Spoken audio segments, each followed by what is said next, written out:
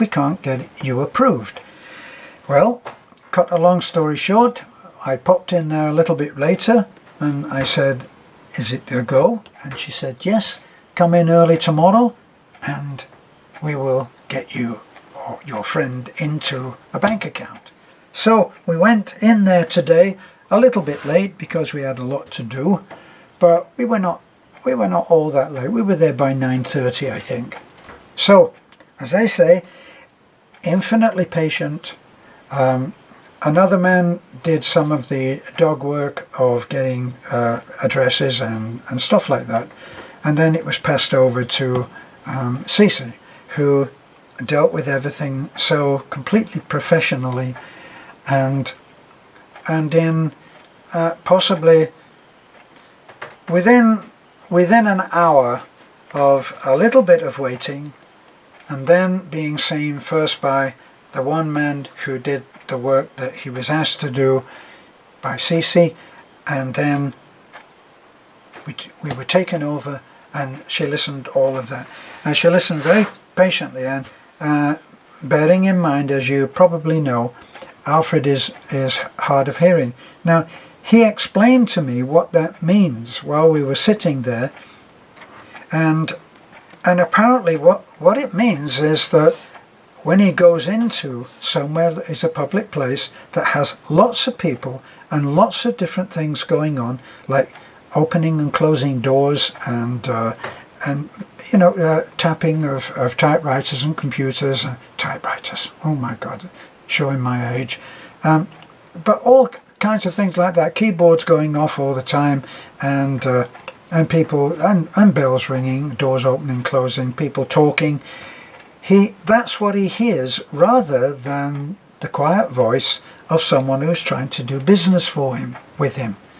Well, finally, after I'd aged only a mere 10 years, we had Alfred with his own bank account. And actually, they treated him very, very well. So, and it only cost him, because it was an ATM, it only cost him 2,000 pesos. Which, what he's been looking at in the past as we've been to other banks, which I won't name, but we've been to other banks and tried to get him there, and and I suspect that this might be the case, either people just couldn't handle what the problems were going to be and how he was going to ask, well, what about this and what about that, and then not quite understand the answer to the question that he'd given, which he probably had expressed rather badly because of his a little rustiness on his English. So we actually got out of there.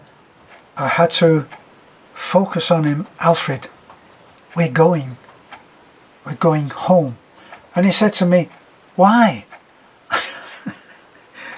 And even the bank official started laughing at that. Said, well, we're finished.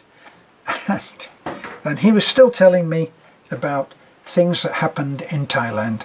And I had to stand up so that he knew that everything was finished.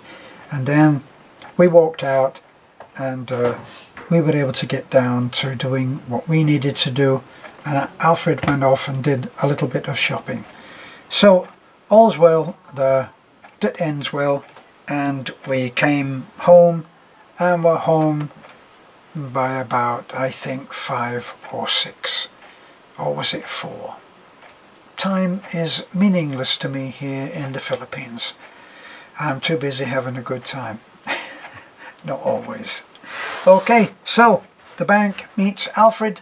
Alfred now has a bank account, and compared to what was happening before he got his bank account to now, he's much relieved, and we're taking him to the port tomorrow. And first, I think that we have to go to the school, where we've got a couple of things that we want to do there. So thanks for looking in. Alfred is leaving us tomorrow, and he has much to do in the 3 months that he thinks he can get everything together for his return to the Philippines. We'll look forward to that time. Thank you for looking in. Don't forget to like, and if you possibly can, comment, do so. Bye for now.